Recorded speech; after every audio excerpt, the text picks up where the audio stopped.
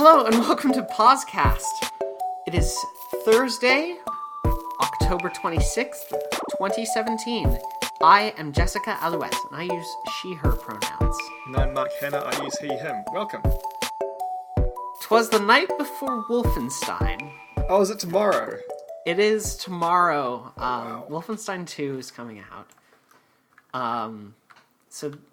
This is Wolfenstein Eve. It's a new national holiday that I've just created, and it's in celebration of Wolfenstein. Surely if you want any day to be national holiday, it'd be Wolfenstein Day. So you can actually play the damn thing. If I could play Wolfenstein tomorrow, I would be the happiest person. Does it not come out until late in the evening, or is it just, hey, work means you can't play video games all day? It's just, hey, work exists, I guess. Sure. Work.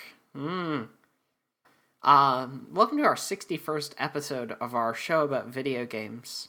Whoa. If you're watching live, I'm so sorry for the technical difficulties that plagued us to begin with. That sucked for me. Because obviously we have the pressure of doing this stuff live, and it was kind of a bad start, so I want to apologize for that. Mark. Yeah.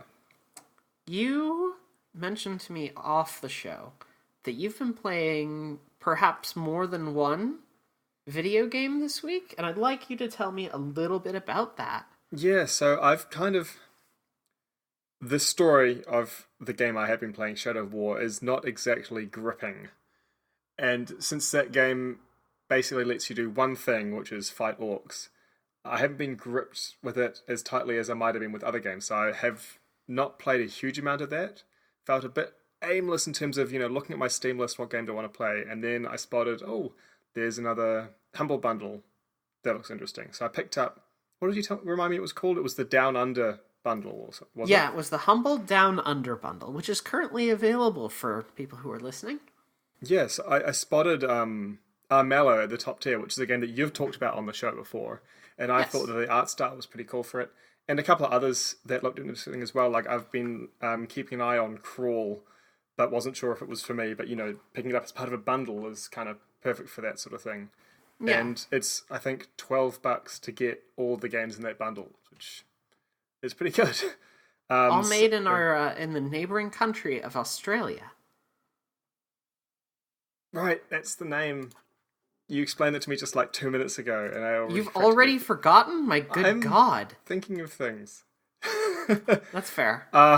So I think I played 3 games from that. Armello being one, Crawl being another, and the third being Satellite Rain, which I think my flatmate had mentioned at one point, but hadn't picked up. I haven't played a huge amount of any of them. I've sort of tried each of them out over the past week, as well as playing Shadow of War. So, 4 games for me this week, which is a lot more than my usual one, basically. That's mighty impressive. Yeah. I want to ask you a little bit about some of those games. Do you mind if I go into what I've been playing this week? No, I was just about to ask you. Go for it. Sweet. So, this week I have been playing... I have to actually, actively remember. I finished Wolfenstein the Old Blood, which was like which one is that? So it's a standalone expansion to the New Order. And the New Order was the first remake? Yes. Okay. New Order was 2014, and then the Old Blood was 2015, and it was a standalone expansion to the New Order. It directly sets up some of the events, and I have some mixed feelings about that, and we'll get into that. Right, when you say standalone expansion, that sounds like just a different game, but on the same engine.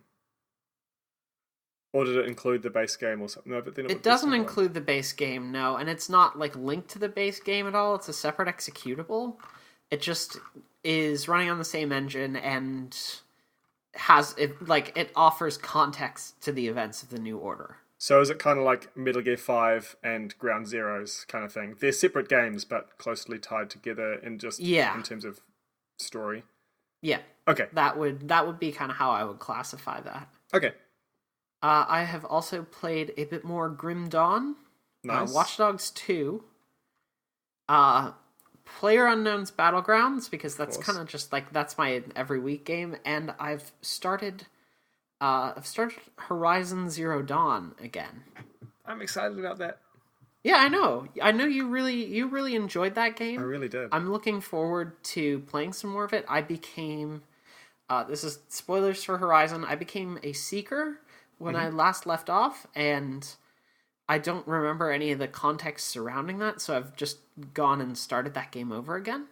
So where have you got up to in this playthrough? Uh, Still in I the am opening area, I'm just assuming. I am just about to do the proving. Okay, cool. So I'm still very early days. Yeah. Uh, No, I was thinking the other day about how there's that big zip line when you get down from your home on top of the mountain, but then you have to climb all the way back up. And I'm thinking, why didn't they just hang a rope? They get so tired climbing back up. What if they're too tired to climb back up? Just hang a rope. You clearly have rope. Anyway, sorry, that's it. it's a lot of rope. But like, it would be less rope than the zip line would take.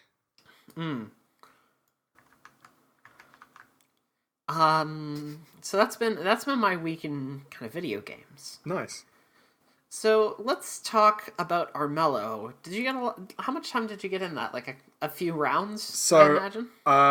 I did all of the tutorial, which is kind of several partial rounds combined together, which I thought was really well executed, actually.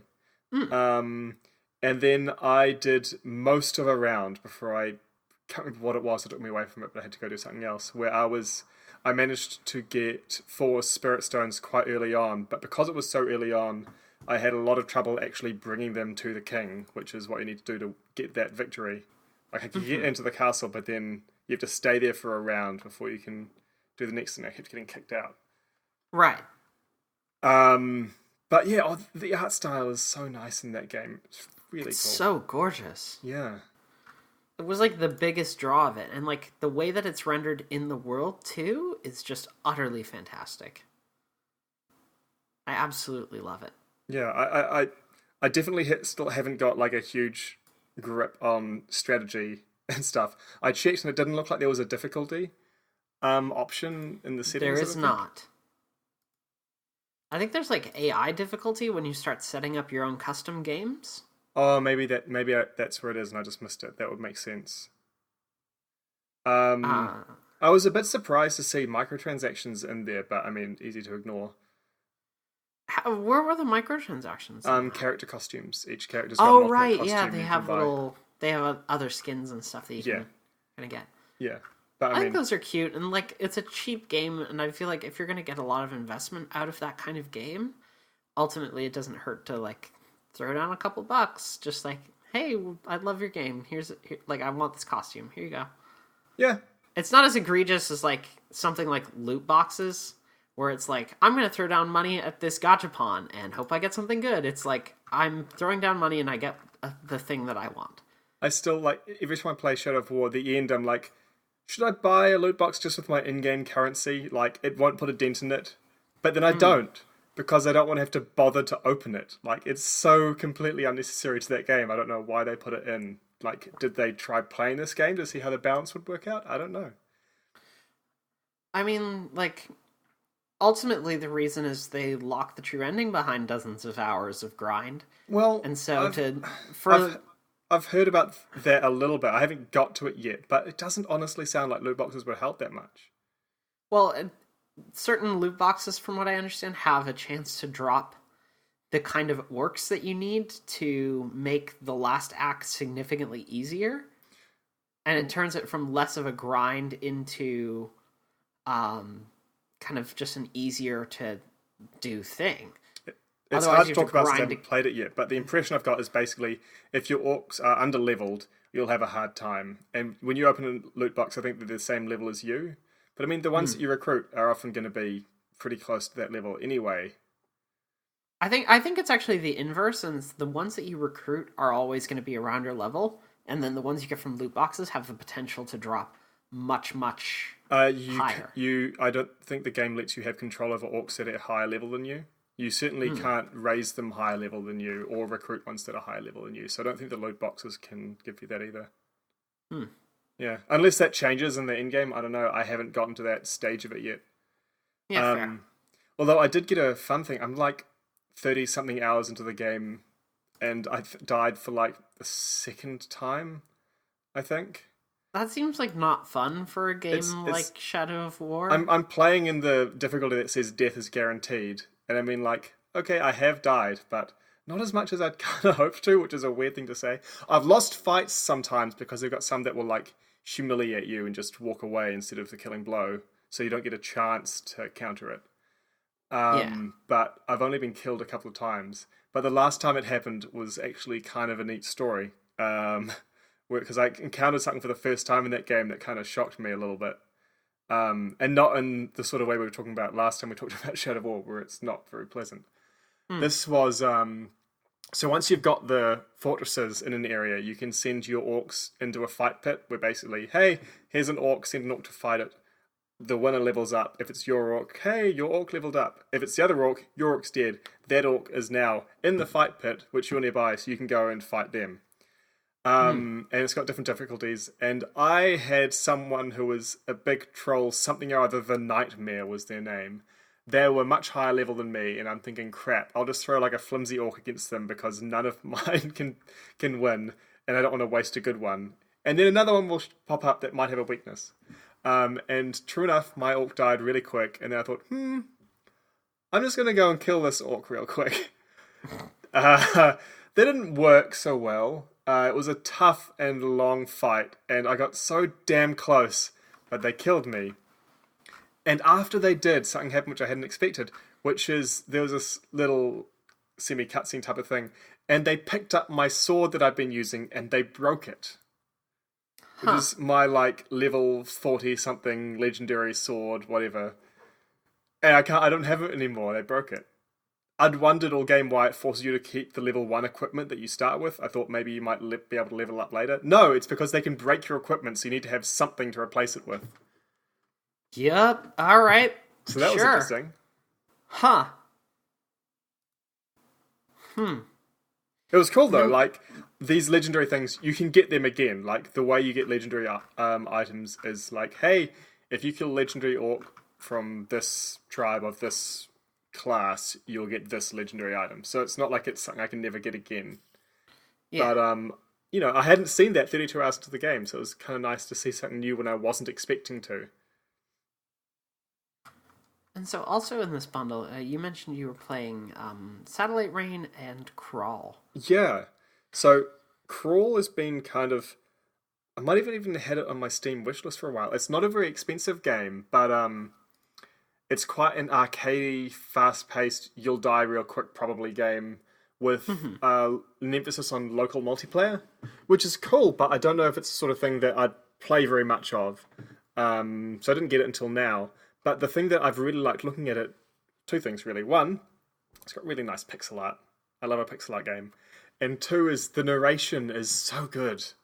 It's all through the tutorial in the game. It's all through their trailers. It doesn't show up much after the tutorial in the game that I've noticed, but it's really well done, I think, in kind of a similar vein to Darkest Dungeon, where they've got that sort of creepy Lovecraftian rhythmic narration that I just really like.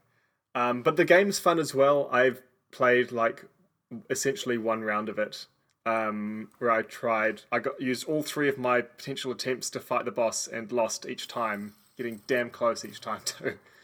But the gist of it, for anyone not familiar with it, is you are trapped in a dungeon. You're an adventurer, and when you die, your soul is also trapped in the dungeon. But also, there are three other players who their souls are trapped in the dungeon as well. There's always one adventurer. The souls can possess objects and summon creatures that they control, and whoever kills the hero gets to be the hero next. The end goal is to kill the boss, which you can only do while you're the hero, and while you're fighting it, the other three players are controlling the boss. So it would be really cool to play multiplayer. It's made like for arcade games as well as PC, but you can do local multiplayer, which I haven't tried yet, but probably will try with my flatmate at some point. But it's really cool. It looks like it's very much a party game. I'm guessing you'd want to play it with a controller, especially if you've got more than 2 people. I don't know how the controls would work with 2 people unless you've got a controller plugged in. Yeah. But that was fun. I haven't played too much of it yet. It looks like there's a whole lot of like it's got like a bestiary library kind of thing where you can see all of the creatures that you've been able to use and the items you've found and stuff like that in it. And the other one was Satellite Rain, which is, how do I describe that? It's like a top-down squad-based thing in kind of a dystopian cyberpunky world where you control them in real time and you're supposed to sort of sneak into bases and hack doors and stuff like that. Okay. Which again, like I've played through the first few missions of, and it's pretty fun. I don't know if I'll take it the whole way through or not. It's got multiplayer as well, I saw, which I'm guessing is like you control some of the people and someone else controls some of the other people and you do cooperative, which could be cool. Yeah, that does sound like it could be pretty cool. It's actually been on my radar for a while. I picked up a copy of it, and I think one of the Humble Monthlies had a copy of Satellite Rain. Mm-hmm. So it's sitting in my Steam library waiting for me to play it. Oh yeah, yeah. It's definitely worth a try. Yeah. I mean, starting off, it's kind of funny how there are so many things you can't do because you don't have the skills for them yet. I don't know how that will change later in the game if it's a matter of, yes, you get access to all these things, or you have to specialize, and in a single playthrough you won't be able to do everything. That'll be interesting to see. I don't know like how much time would need to be put into it to get super far either. Because it's, you know, it's like the opposite of Crawl in terms of pacing, because it's not a fail fast and start again roguelike type game. It looks like it takes a while to get through. Like, you earn currency on a per second rate as well, and there are certain things that are gated by the amount of currency you have. So I'm guessing it's like intended to be timed to take roughly a certain amount of time to get to certain points in the story based on that as well, but I don't know what those rates will be. But yeah, those have all been interesting. It's been different to sample a few games over a week instead of my usual just play one. Yeah. What have you ever talked about your reason for doing that? Is it just like you get super into kind of one thing at a time? Yeah, basically, when I really get into a game, that's just the game I want to play. So right. I won't bother with others, especially if it's narrative driven. I'll want to keep going with a single one. But yeah, I find just when I pick up a game I get really into it and just will play only that game for a while. Right. I had a quick look for you, by the way. How Long to Beat says Satellite Rain's about 30 hours. Okay, so not a short game. Not a short game. I was expecting kind of in the range of maybe 10. Yeah, I'm surprised it's that long. I don't expect I will want to commit 30 hours to it myself, but it's cool, and I'm sure that a lot of people it will really be their thing. Mm-hmm. Speaking of games in that vein as well, let's see. This week I actually also finished Dishonored 2. Oh yeah? I totally forgot that I had done that. I finished Dishonored 2, and then the next day finished Wolfenstein: The Old Blood. Nice. Which was kind of wild for me. But that also then leads into the next thing I started, which I also forgot to mention, which was Prey. Oh yes, that's from the Dishonored people, a science fiction game. Yeah, I don't actually know much about that game. It was published by Bethesda, right? Published by Bethesda, developed by again the Dishonored studio, Arcane. Yep. That game is kind of wild. How so? I don't want to spoil this. You can spoil it for me. No, I don't want to spoil this on the podcast at all. Okay. Oh, is it quite an important game to not spoil if you're going to play it? Yeah, it's one of those. It's very story heavy, kind of like Okay. Dishonored.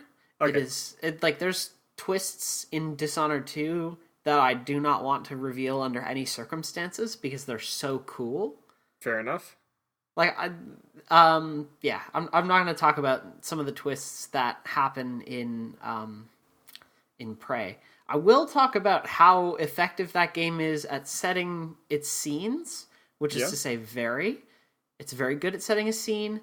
The environments are gorgeous, and it also is very, very good at instilling this sense of unease into you. Because it's kind of like a horror-y sci-fi, right? I would say horror light, but still enough to just fucking scare me. Mhm. Um, there's an enemy class called mimics, and they can just become anything in the environment. Are you playing prop hunt with the enemies? Essentially, you're playing prop hunt with the enemies. But it does lead to some very cool holy shit moments. I had a moment, for example, where I turned around, I looked down at the floor where I saw a couple of boxes, and I said to myself, huh, one of those boxes was not there a second ago. Ah, Um, those. those, yeah.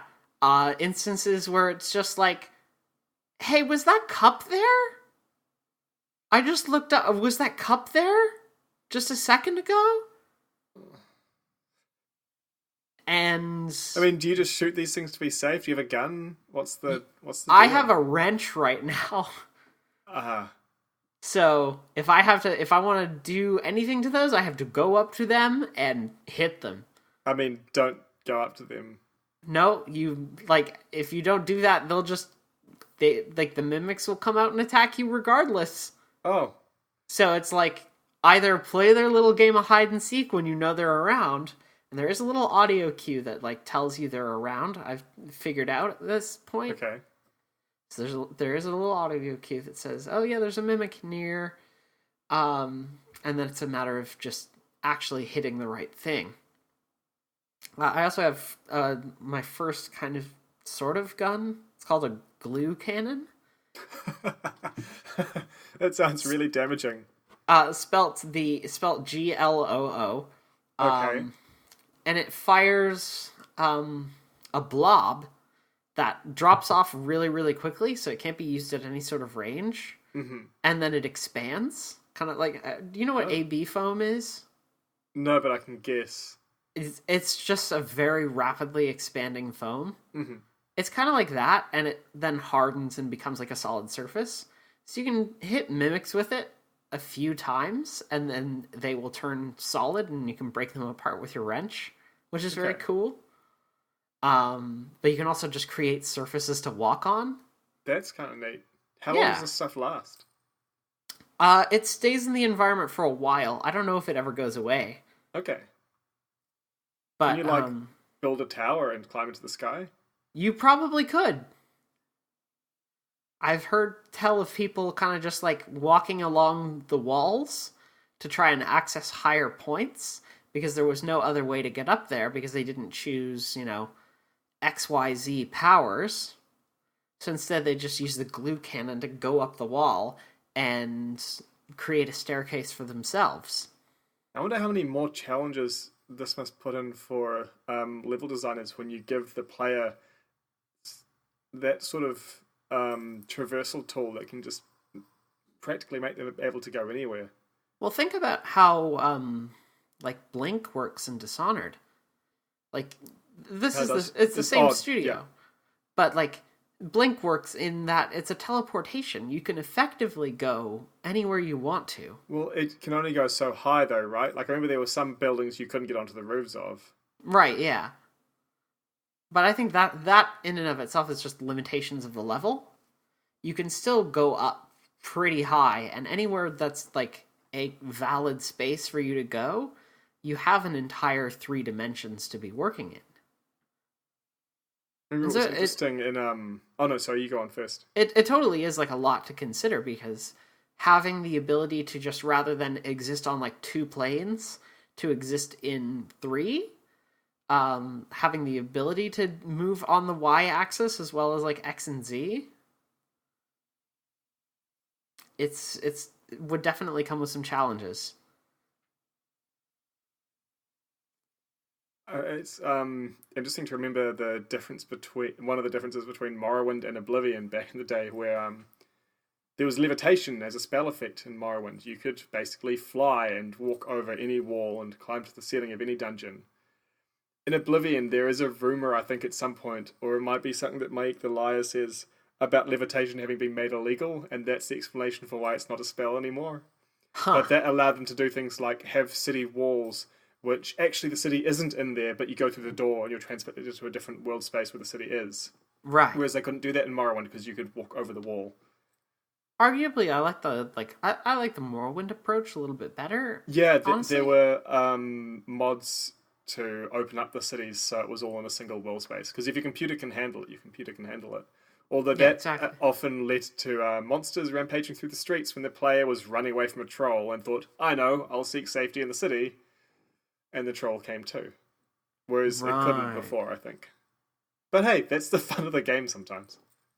Yeah, like, things going wrong is always fun. Like,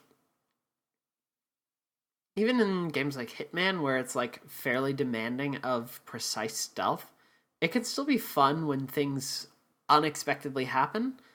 I think Dishonored it can particularly be fun in retrospect, right? It's not always fun right at the moment when it's messing you up. Yeah, no, for sure. Dishonored, Dishonored, I feel, is a lot more forgiving than Hitman. Like, Hitman, I definitely feel inclined to, and do, save scum quite a lot. Mm-hmm. Where Dishonored, I definitely don't feel like that's as necessary. I feel like I can, kind of confidently go through a level in Dishonored, and if I fuck up, I fuck up. Mm-hmm. I have the ability to defend myself. In Hitman, you're a bit more fragile. Right. And so getting out of a bad situation becomes kind of hard. Or because you can defend yourself in Dishonored, and you have so many like powers at your disposal to allow you to defend yourself, escape, I suppose. Or escape. Yeah, it makes that a much cooler option. So that's a good way of putting it. You want the cooler option to be to continue playing. Yeah, absolutely. You don't want to be... Like, safe scumming is never an ideal state. Failure is an ideal state. How do you mean failure is? Ideal state, wrong word. Wrong set of words to be using. But, like, failure is an okay state for video games. So you mean like... Sorry, when you said failure, I was thinking like game over. No, okay. I mean, like... You fucked up your plan, and now you have to improvise. That is where video games kind of are at their most fun. Yeah, which is why it's interesting when you talk about being fragile in Hitman, because if you're killed, the game's kind of forcing you to save scum, and that it's game over, you have to load. Yeah. I mean, the other side of that is, like, Hitman also operates on... It's more of a puzzle. During one of my streams... I called it a puzzle box with a billion moving parts, because there is usually like a few ways to solve this puzzle. You can attack it from many different ways, but it's ultimately demanding that you try to solve it in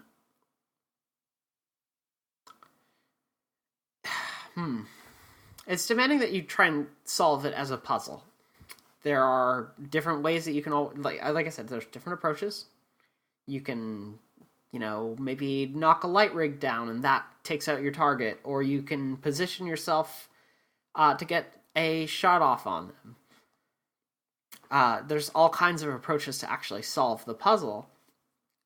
And when you screw up building something along your way, like a guard walks in on you choking out someone unexpectedly, like that is the point where that game becomes really interesting, because it becomes a situation where you have to improvise or you're going to die.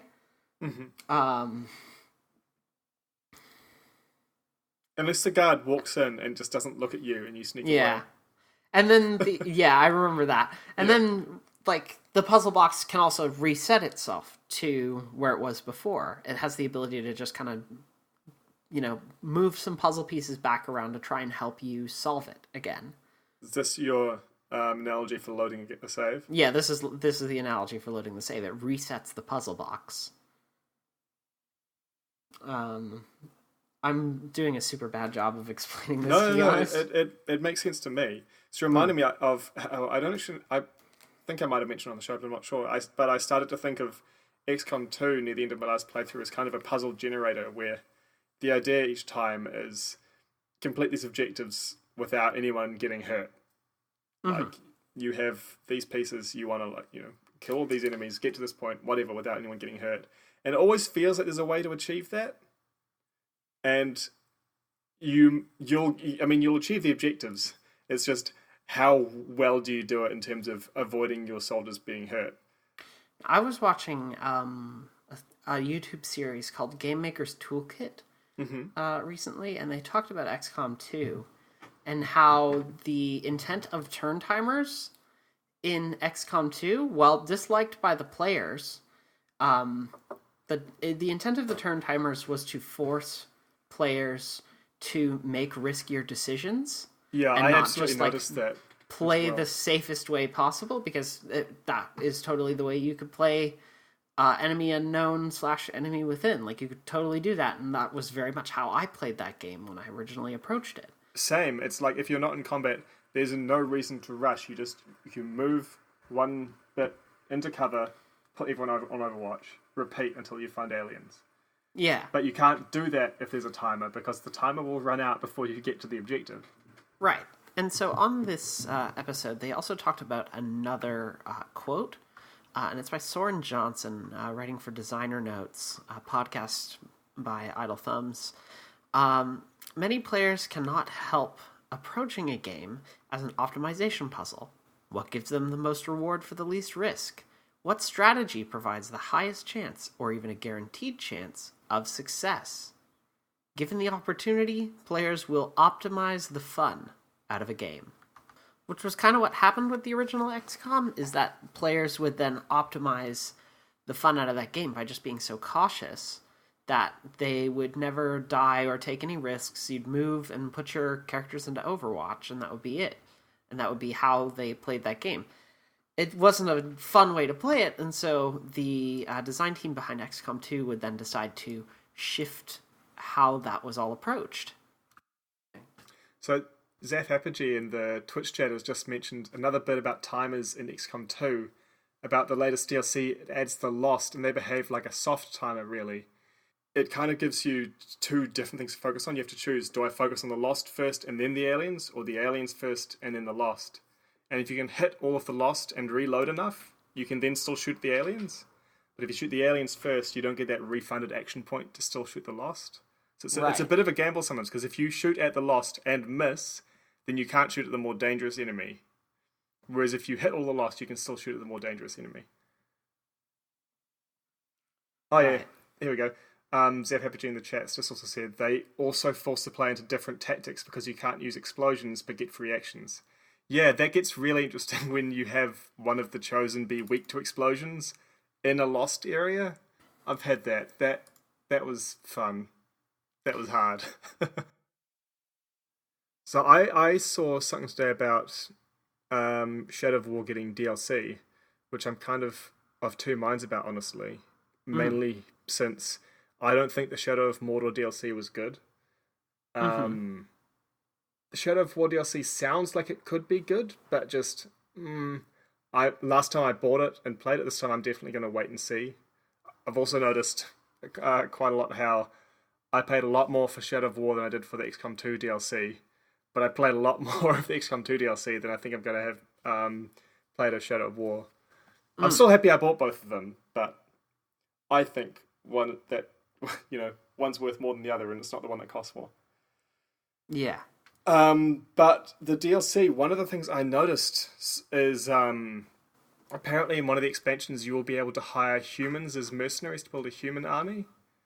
And I'm really hoping that means that they'll be applying the Nemesis system to humans, so we can see it outside of an orc context.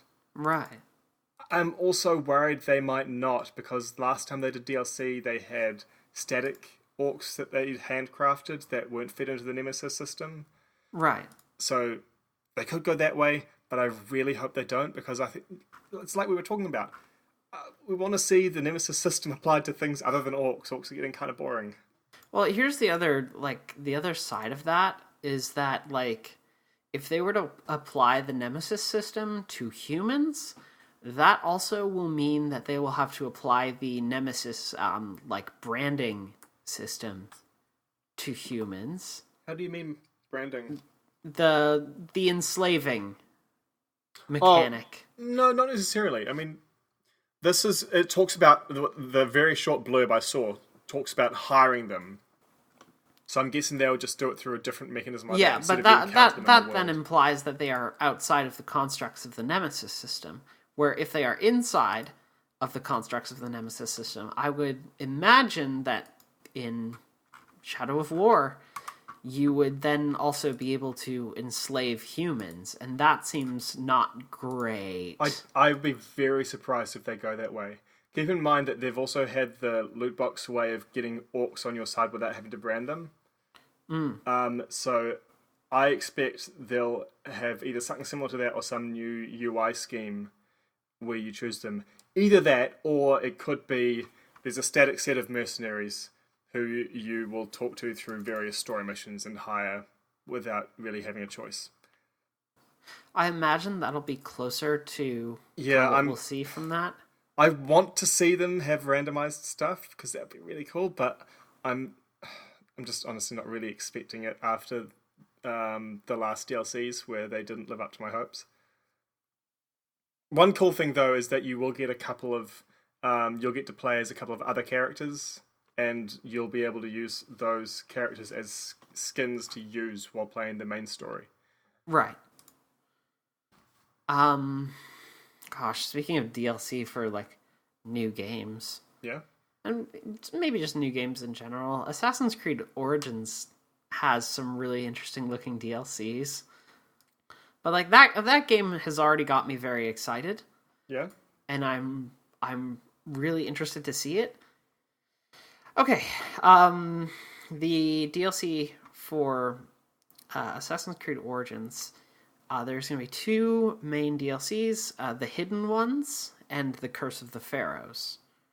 The Hidden Ones tracks the growth of the Assassin Brotherhood, taking the players years after the events of Assassin's Creed Origins as they clash with an occupying Roman force. Okay. Which sounds very cool.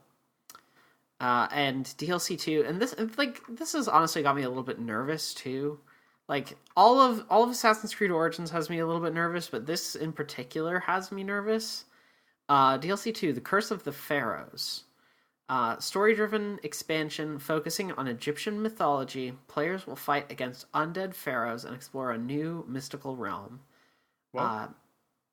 During their journey, players will encounter famed Egyptian beasts such as Anubis warriors, Scorpios, and more, as they investigate the cause of the curse that has brought the dead pharaohs back to life.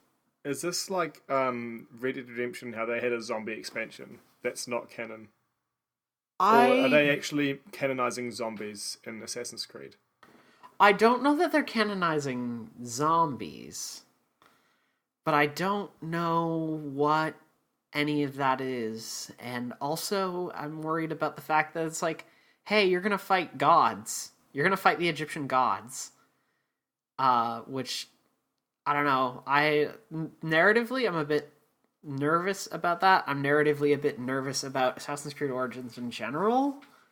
Because I worry that a lot of Egypt is just going to be used as set dressing, and nothing meaningful is actually going to happen with the stuff that they are taking and using as the setting. Right. And that the culture itself would be disrespected.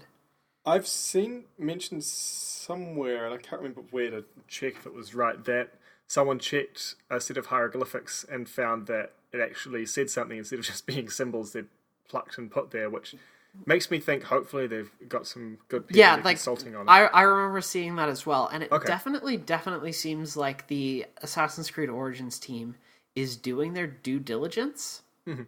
Like it seems like, yeah, it seems like they're doing their due diligence. It seems like I may not have any reason to worry about this stuff, but nonetheless, I see that sort of thing where it's like, again, just fight the Egyptian gods, and I get a little bit nervous.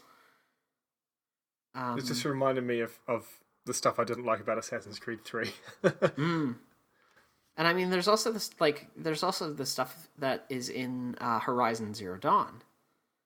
Which stuff are you thinking of there? There is like a lot of cultural appropriation going on in that game. Especially of like Native American culture, and how a lot of like the aesthetics and a lot of the even some of the language surrounding, like, oh, these warriors are called the Braves, like that sort of stuff is appropriated from Native American culture and given a new skin, and the culture itself is not ever mentioned. It's just aspects of it that have been taken. I don't know enough about it to know how much that culture in Horizon shares with it and how much of it doesn't. I don't know enough to really I'm not going to compare it. pretend to be an expert either. I'm super not. I am just repeating what other people who are smarter than me have said. I say smarter than me. They're more knowledgeable about Native American culture than I am. Which is still smarter than me, I guess. There's lots of different ways of measuring smarts. You don't put one number on it, do you? No, you really don't. No, who would do that?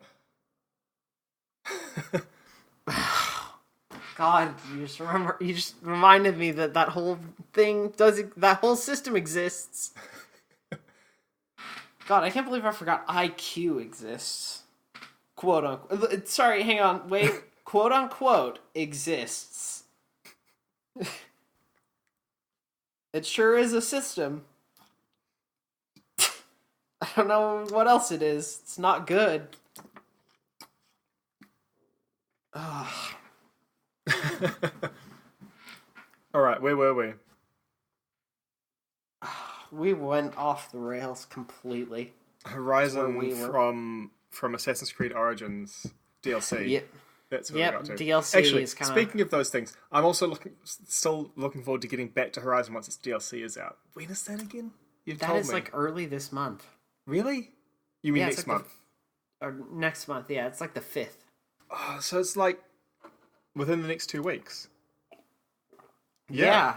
And then there's like an LA Noire remaster coming out. Oh, really? Next month too, which is kind of interesting. The cover for it looks kind of gorgeous. Are you thinking of picking that up?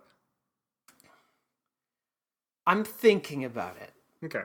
Because I know you really enjoyed there's that game. enough tech improvements in the LA Noire remaster that it's certainly worth considering. Mm-hmm. But also, I own it on 2 platforms. Ah, right. When did it come but out? Also, 2011. Neither of those versions have all the tech improvements. With a game like LA Noire, that feels like it's going to be pretty significant, but I do want to... I think I'll ultimately kind of wait, and then I'll see what the tech is going to be like. Mm-hmm. I wish that remaster was coming to PC. What is it coming to? PS4, Xbox One. And then there's like a new set of VR cases that are on PC. I still think VR is a gimmick. I don't know if that's controversial or not. I feel like it's controversial, but I also don't feel like you're wrong. I saw... I still can't... I don't own VR or anything, and I struggle to think of its purpose in my life and in the games that I play. I imagine it's cool, but like super not something that I am kind of interested in, I guess. Yeah, like I can see that it would be cool, but can't see it as ever feeling like much more than a tech demo. And I also like the way that VR has gone in terms of like what kind of content is available for VR. Mm-hmm. Like, let's be honest, it's either like porn or first-person shooters, and neither of those things.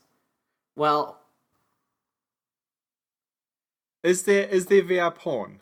There. Why am I VR, asking like, this? Of course why there is. like the thing about porn is that porn was at like the forefront of technology more than we may like to think about it. Like, not a joke, 100% serious. You want to know why we have faster internet speeds? It's for porn, my dude. Like that was it. You know, VHS, the whole, like, a lot of the VHS market started out because of porn. Okay, I didn't know that. Yep, nope, that's, like, 100% serious. It turns out pornography is in high demand. Who knew? Who knew? That's so weird. But, so this VR stuff, I saw headlines today that Kinect has stopped being produced. It's dead now. And it kind of reminds me of, you know, that and like the PS Move controller and how that has always kind of felt similar to me as VR, how it's like, okay, it's kind of cool, but it never feels to me like it's going to be more than a tech demo. Yeah, and again, I want to finish my point that I was making earlier before I got sidetracked by the fact that, like, porn kind of spearheads technology weirdly. And my point there is that, like, there's just a lot of first-person shooters in VR. And, I mean, like, if that's the only thing that we're doing in VR, I can do that not in VR also. Yeah, the stuff that I could see myself playing, again, I can only really see myself doing this as a tech demo, because I can't see myself spending hundreds of dollars on a helmet, is, like, stuff where you've got a cool cockpit UI kind of thing that you can look around and see. That I can see as being neat. Yeah. You know, flying spaceships and stuff. I think Star Citizen is supposed to be good with that when it's finally out. Elite Dangerous. Oh yeah, Elite Dangerous, of course. Should have thought of that one. My flatmates played a lot of it and talked to me about it. Yeah, like those seem cool to me, but again, I don't think it's going to ever be more than a very niche thing. I don't think it's going to stick around forever, honestly. I give it a few more years. Oh honestly. Yeah, I don't think it's dying tomorrow. It's not going to go away for a while, but like, I also don't know that it will entirely go away or remain a gimmick, because the other side of that is right now, the reason it's a gimmick is because VR is prohibitively expensive, and so to develop for it, you need a huge budget to begin with, and then to play it, you also need a huge budget. Yeah, that is a really big part of it.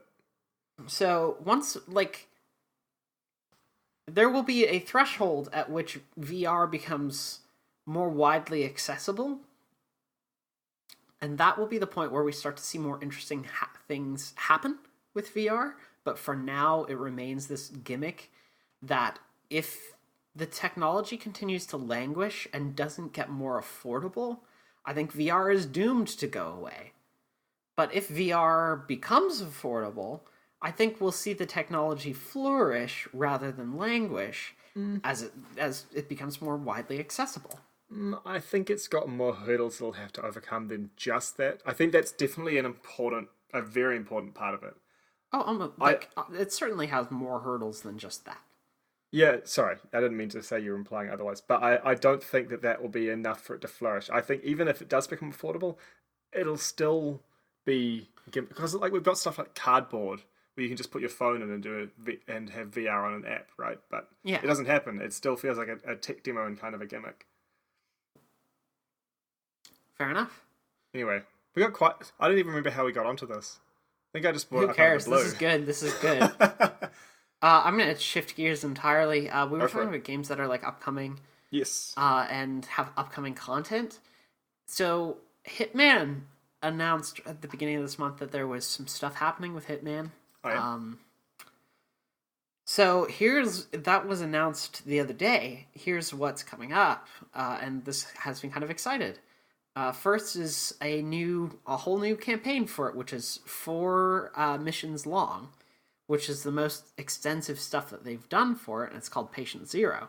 Okay. The second thing that has me kind of most excited, Mm-hmm. all of the elusive targets are going to be back on a new schedule. So anybody who missed their shot at going to do them the first time that they were played through, so like people who bought the Steelbook edition after the season was complete, people who are buying this new edition of it, the Game of the Year edition, they will have the opportunity to go do some of the coolest stuff in that game. Do you suppose they will ever be available indefinitely? No, I don't think they will be, and I like ultimately I think that is good and suits Hitman as a thing. I think it very much fits with Hitman thematically, Okay. and it makes it it makes it weird and experimental and interesting to say after this certain amount of real time you will never be able to see this content again. Because this reminds me of a conversation we had ages ago when you talked about how you like to be involved in the conversation of a game while it's happening, whereas I step back and avoid it. I'm thinking of people who'll pick up this game when it's on sale in 6 years, and that content just won't exist anymore.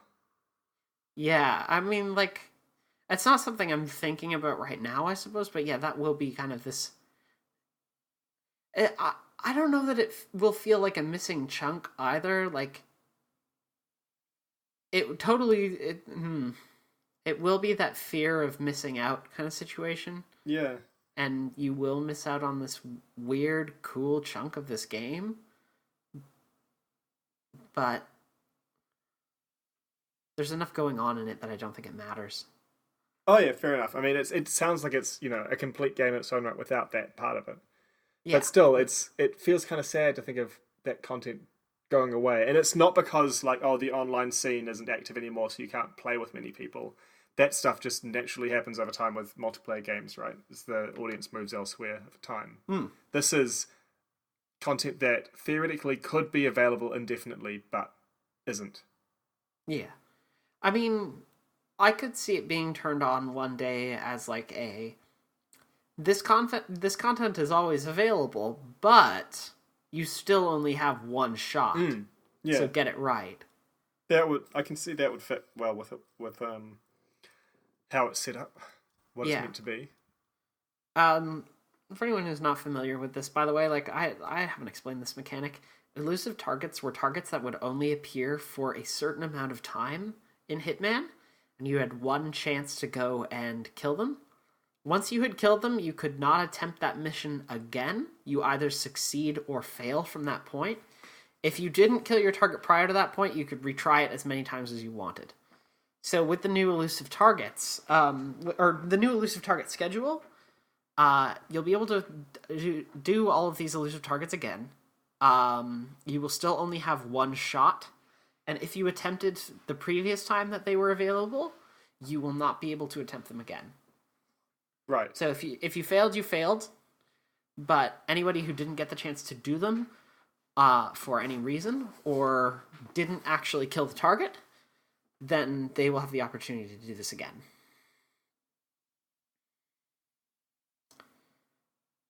So yeah, that stuff is really cool. I'm glad that that's coming back because there's a whole host of elusive targets that I didn't get the chance to try out when they were first around because I was just playing other things. Yeah. I would get the notification on my phone like elusive target number 14 is available, and I'd be like, I'm playing other things right now. I don't really want to get into Hitman. So there's quite a lot of them then. Are they in the existing sets or something? No, they're whole new characters and stuff. One of them was levels, just like rather. Oh yeah, they are added to the existing levels, but they're Right. whole new characters that don't appear before that. One of them was just like straight up Gary Busey, the actor Gary Busey. Because I didn't know who it was. Yeah, still I don't, remember but- talking about that. Yeah. So Gary Busey's coming back to Hitman, everybody. Do you know if we have anything in the inbox this week, Mark? I don't think we do we? No. If you want to send us questions, video game related or not, you can feel free to do so by emailing us at pausecastshow@gmail.com. That brings us to the end of this episode of PauseCast. Mark, what are you looking forward to playing this week? Oh god, I don't know. I've got a couple of other projects at the moment that I'll probably be spending a bunch of evenings on.